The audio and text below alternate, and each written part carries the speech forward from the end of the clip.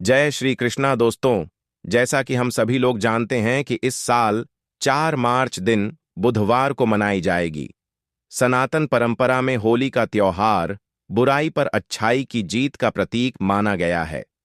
होली का महापर्व खुशियों और रंगों से भी जुड़ा हुआ होता है। होली की रात को देवी शक्तियों की रात माना जाता है। इस दिन आसुरी शक्तियों का नाश होता है और देवी शक्तियों का ऊधम होता है। इससे दरिद्रता का नाश करने का, जीवन में चल रही परेशानियों को मिटाने का, दुख तकलीफ सारे कष्टों से छुटकारा पाने का सबसे अच्छा दिन माना जाता है। शास्त्रों में नक्षत्र विद्या में होली की रात को सिद्ध की रात कहा गया है। इसी दिन नकारात्मक और सकारात्मक ऊर्जा दोनों ही बहुत ज्यादा सक्रिय रहती हैं। इसीलिए लोग सिद्धियां इस दिन हासिल करने के उपाय करते आए हैं। होली की रात में जो साधना की जाती है वह बहुत ही कारगर और फलदायी सिद्ध होती है, जो कि 100% सिद्ध हो जाती है। इस दिन आप किसी भी देवता की साधना को सिद्ध कर सकते हैं। तो दोस्तों, आज के इस वीडियो में हम आपको बताएंगे होली पर किए जाने वाले कुछ प्रभावशाली उपाय, जिससे आप आने वाले नए हिंदू वर्ष में खुशियां ही खुशियां पाओगे। आप अपना दुख दर्द तथा कष्टों को मिटा सकते हैं। लेकिन क्या आप जानते हैं कि होली पर यह 3 चीज कभी चढ़ानी नहीं चाहिए? इससे उल्टा आप बर्बाद हो सकते हैं। इसीलिए वीडियो को अंत तक देखना बहुत जरूरी है। लेकिन दोस्तों, आगे बढ़ने से पहले कमेंट बॉक्स में जरूर लिखें जय माता दी। और अगर आपने अभी तक हमारे चैनल को सब्सक्राइब नहीं किया तो जल्दी से सब्सक्राइब करके बेल आइकॉन को प्रेस कर दीजिएगा, ताकि नए वीडियो की अपडेट आपको मिलती रहे। दोस्तों, चाहे कुछ भी हो जाए, होलिका दहन के बाद उसके अगले दिन होली की राख आपको घर में जरूर लेकर आनी है और पूरे परिवार के मस्तक पर इसको लगाना है। इस राख को आप काले कपड़े में बांधकर हमेशा घर में संभाल कर रखें और छोटे बच्चों के मस्तक पर इसे तब लगाएं जब आपके बच्चे को नजर लग जाए। इससे नजर दोष आपके बच्चे के आसपास भी नहीं भटकेगी। होलिका दहन की राख को अब काले कपड़े में बांधकर दुकान के गले में या फिर लॉकर में कर सकते हैं। इससे धन में बढ़ोतरी होती है। इससे आपके धन को किसी की बुरी नजर नहीं लगती। होली की राख से अब काफी कुछ कर सकते हैं, जिससे आपके घर में धन दौलत सुख समृद्धि की प्राप्ति तथा नकारात्मक ऊर्जा नष्ट की जा सकती है। दोस्तों, माना जाता है कि होली के दिन सफेद चीज कभी किसी से नहीं लेनी चाहिए। इस दिन टोने टोटके प्रभावशाली माने गए हैं। इस दिन सबसे ज्यादा टोने टोटके किए जाते हैं। सफेद चीज में आपके ऊपर कोई काला जादू कर सकता है और होली के दिन आप सफेद चीज भूलकर भी किसी से मत लेना। दोस्तों, वेद पुराण के अनुसार माना जाता है कि होली खुशियों की सौगात लेकर आती है, प्यार का प्रतीक मानी जाती है। ऐसे में इस दिन मांस मदिरा का सेवन नहीं करना चाहिए। जो व्यक्ति होली पर मदिरा का सेवन करता है तथा मांस का सेवन करता है तो उसकी अगली योनि कुत्ते को प्राप्त हो जाती है। ऐसा मनुष्य पीड़ित और पीढ़ी नर्क की यातना भोगता है। शास्त्रों के अनुसार माना जाता है कि भगवान कृष्ण को होली का पर्व अति प्रिय है। इसीलिए इस दिन कोई ऐसा कार्य नहीं करना चाहिए जिससे भगवान कृष्ण क्रोधित हो जाए। होली पर गाली नहीं देना चाहिए। स्त्री का अपमान नहीं करना चाहिए। इस समय बिस्तर छोड़ देना चाहिए। होली के दिन ज्यादा सोना भी नहीं चाहिए। होली के दिन पवित्र पर्व पर सहवास नहीं करना चाहिए। इस दिन स्त्री से दूर रहे। पुराणों के अनुसार माना जाता है कि इस दिन होली अवश्य खेलनी चाहिए। होली का रंग आत्मा को शांत कर देता है। इसीलिए जो सच्चे दिल से होली खेलता है उसके ऊपर होली मैया का आशीर्वाद सदा बना रहता है। होली एक पवित्र त्योहार है। दोस्तों, इसे अपवित्र करने वाला व्यक्ति सदियों तक श्री कृष्ण भगवान के श्राप का भागी बना रहता है। दोस्तों, ऐसे में यह जानना जरूरी है कि होली की अग्नि में इन 3 चीजों को भूलकर भी नहीं डालना चाहिए, वरना आपकी जिंदगी बर्बाद हो जाएगी। नंबर 1, गन्ना। दोस्तों, शास्त्रों के अनुसार माना जाता है कि होलिका दहन पर होली की अग्नि में टूटा हुआ गन्ना अर्पित नहीं करना चाहिए। ना ही गन्ना खराब अर्पित चाहिए। इससे उल्टा आप पर होली मैया का श्राप लग सकता है। आपको किसी भी शुभ फल की प्राप्ति नहीं हो पाएगी। टूटा हुआ गन्ना पूजा पाठ में इस्तेमाल नहीं किया जाता। इससे होलिका माता जाते जाते आपको श्राप दे सकती है। आपके घर में गरीबी का वास हो सकता है। शास्त्रों में माना जाता है कि जब होलिका दहन होता है तब होली की अग्नि में पवित्र चीजों को ही डालना चाहिए। जब आप अग्नि में गन्ना डालें तो गन्ने के ऊपर हरे भरे पत्ते जरूर होने चाहिए, क्योंकि पूजा पाठ में अधूरी चीजें इस्तेमाल नहीं की जाती। अधूरी चीजें इस्तेमाल करने से अधूरा ही फल प्राप्त होगा। इसीलिए गन्ना सबूत होना चाहिए, टूटा हुआ बिल्कुल भी ना हो। हमेशा याद रखें कि होलिका दहन से पहले घर में गन्ना अवश्य लेकर रख लें और गन्नों की संख्या 2 या 5 और या फिर 7 होनी चाहिए। दोस्तों, नंबर 2, पानी वाला नारियल। दोस्तों, होली की पवित्र अग्नि में पानी वाला नारियल नहीं चढ़ाना चाहिए। इससे आप पाप के भागीदार बन सकते हैं। हमेशा सूखा नारियल ही होली की अग्नि में अर्पित करना चाहिए। पानी वाला नारियल अग्नि के अंदर भूल कर भी ना डालें। होलिका दहन में सूखा नारियल ही डालना चाहिए, जो हम आपको दिखा रहे हैं। इस नारियल को अग्नि में डालने से पहले इस पर पूरे परिवार का हाथ लगा लें। इससे होली माता जाते जाते आपको धन से मालामाल तथा आपकी गरीबी को साथ ले जाएंगी। पानी वाला नारियल आप पूजा के दौरान फोड़ सकते हैं, लेकिन अग्नि में कभी मत डालना। सूखा नारियल अग्नि में डालने से होली माता आपकी सभी परेशानी को अपने साथ ले जाती है और अग्निदेव भी प्रसन्न हो जाते हैं। दोस्तों, नंबर 3, गुजिया की संख्या। दोस्तों, माना जाता है कि होली माता को घर का भोग अति प्रिय होता है। अगर आपने अपने घर में जो भी बनाया है वह होली माता को अवश्य अर्पित करें, लेकिन याद रहे, गुजिया चढ़ते समय देख लें कि गुजिया की संख्या 3 नहीं होनी चाहिए। या तो 2 या फिर 5, 7, 11 और या फिर 21 चढ़ा सकते हैं। होलिका दहन में आप बर्फी का भोग लगा सकते हैं और जल अवश्य अर्पित करें, लेकिन होलिका दहन में गोबर से बने उपले या यूं कहें तो बाल गुड़िया अवश्य चढ़ानी चाहिए। दोस्तों, अब जान लेते हैं कि क्या अर्पित करें। दोस्तों, होली की अग्नि में आप हरा चना, गेहूं की बालियां, कोई भी नई फसल अवश्य अर्पित करें। इससे आपके घर में धन की कमी कभी नहीं होगी।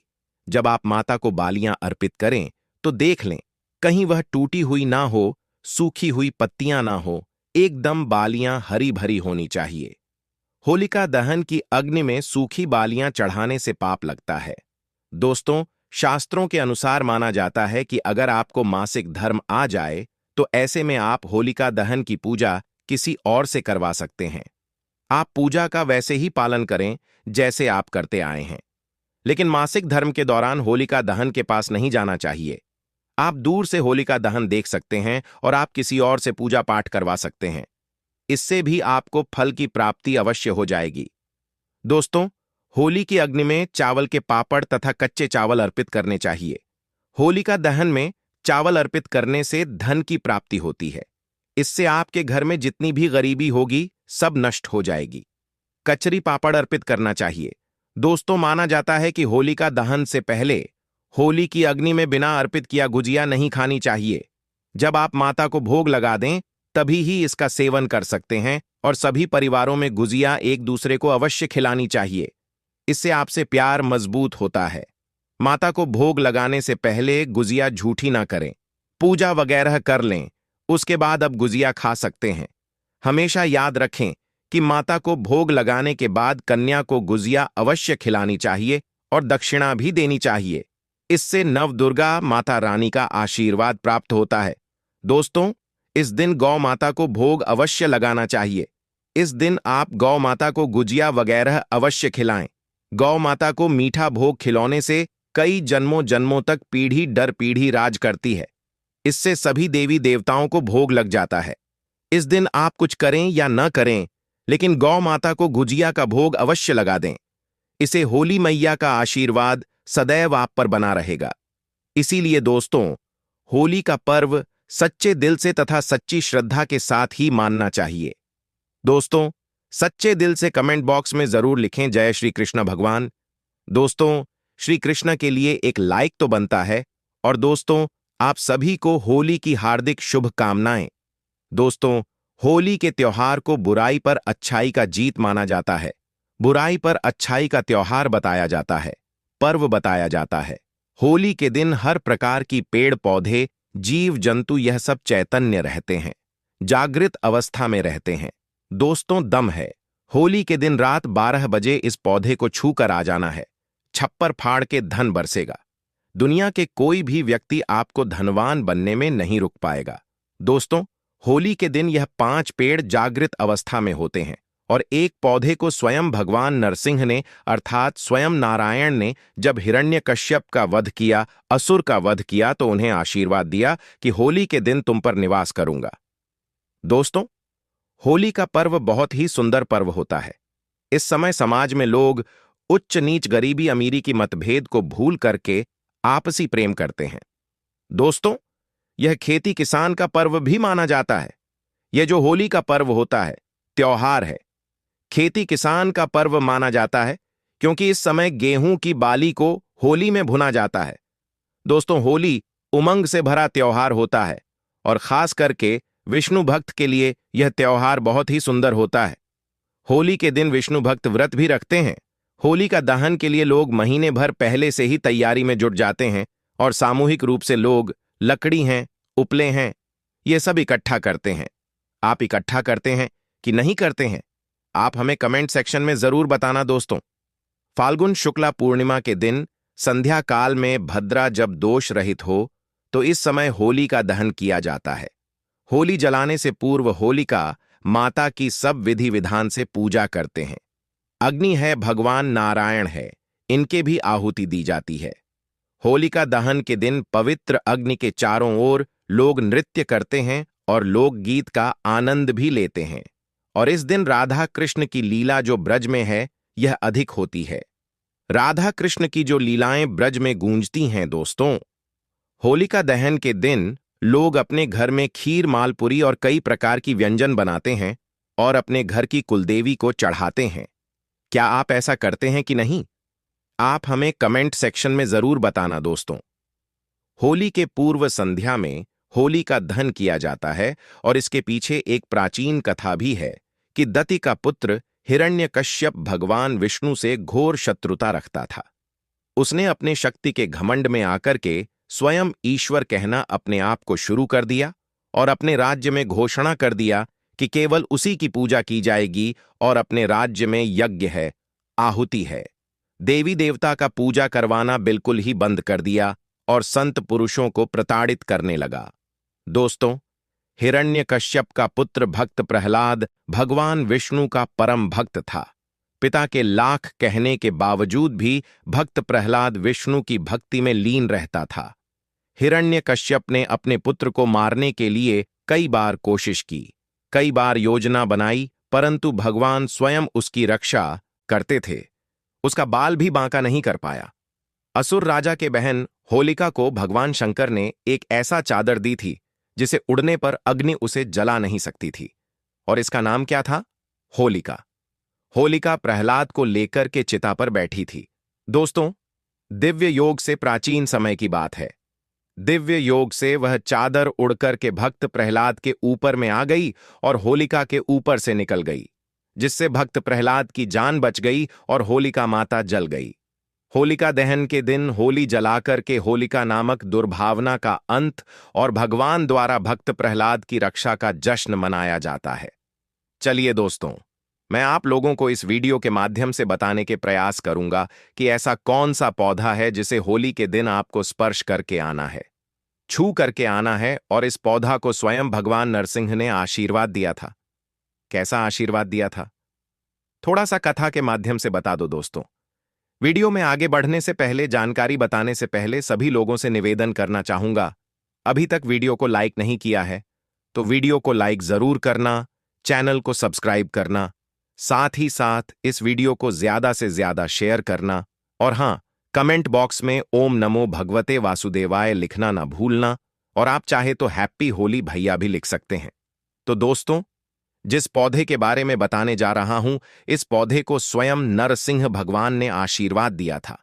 जब भगवान नरसिंह हिरण्यकश्यप को मार दिए तो देखिए, असुर रूपी हिरण्यकश्यप को मारने के बाद, क्योंकि भगवान ने नाखून के माध्यम से हिरण्यकश्यप को नरसिंह देव ने मारा था, और भगवान नरसिंह जी के नाखूनों में हिरण्यकश्यप को मारने के बाद असुर रूपी रक्त उनके हाथ में बहुत ही खुजली करने लगे। जब असुर रूपी रक्त उनके हाथ में खुजली करने लगे प्रभु नरसिंह के हाथ में खुजली करने लगे तो नरसिंह जी ने अपनी खुजली को शांत करने के लिए एक वृक्ष है जिस वृक्ष पर अपने नाखूनों को गाड़ दिए। इससे नरसिंह जी के तो खुजली शांत हो गया, लेकिन वह वृक्ष दर्द से कराने लगा और उस वृक्ष ने प्रार्थना की, भगवान आपने तो अपनी खुजली शांत कर दी है, पर मेरा अब क्या होगा? और यह जो असुर रूपी रक्त है, यह हमारे पेड़ में हम पर आप लाकर के छोड़ दिए हैं, इससे हम अशुद्ध हो गए हैं। और हे प्रभु, आपने जो नाखून उघाड़े हैं, इसके पीड़ा हमें दिन प्रतिदिन सताएंगे, हमें इसके पीड़ा सहन नहीं हो रही है। प्रभु, आप हमें इन पीड़ा से मुक्ति दिलाएं। इस प्रकार से प्रार्थना करने पर उस वृक्ष की जब प्रार्थना हुई तो भगवान नरसिंह ने उस वृक्ष को आशीर्वाद दिया कि हे वृक्ष, मैं तुम्हें आशीर्वाद देता हूं, जब भी होली का समय आएगा, होलिका के दिन और पूर्णिमा के दिन मैं तुम पर निवास करूंगा, और पूर्णिमा के दिन और होलिका के दिन जो होली जलाया जाता है, होलिका दहन, उस दिन इस वृक्ष पर स्वयं भगवान नरसिंह माता लक्ष्मी जी के साथ निवास करते हैं। दोस्तों, ऐसा माना जाता है कि इस दिन अगर सच्चे मन से पूरे भाव के साथ से इस वृक्ष से प्रार्थना किया जाए, इस वृक्ष से निवेदन किया जाए, तो यह आपकी सभी प्रकार की पाप है, दोष है, कष्ट है, कला है, उसे समाप्त कर देंगे। लेकिन इस वृक्ष को छूने से पहले कुछ नियम है। इस नियम का पालन करना जरूरी है और आपको इसका 100% लाभ भी मिलेंगे। दोस्तों, इस वृक्ष को छूने से पहले आपको अपने घर से एक नारियल लेकर के जाना है और 5 बताशे लेकर के जाना है। करना क्या है?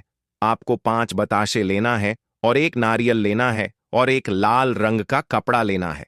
लाल रंग का कपड़ा न मिलने पर आप जो है चुनरी भी ले सकते हैं।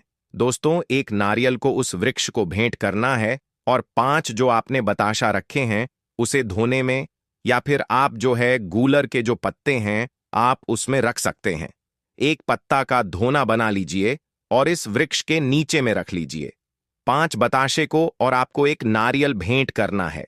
आप चाहे तो 5 अगरबत्ती भी जलाकर के वहां पर रख सकते हैं और इस वृक्ष से प्रार्थना करना है कि हे वृक्षराज, आप हमारे गरीबी को, समस्या को और हर प्रकार के कष्ट एवं संकट को दूर करें, क्योंकि आज आपके ऊपर में माता लक्ष्मी जी तथा भगवान नारायण रूपी जो नरसिंह है यह निवास करते हैं।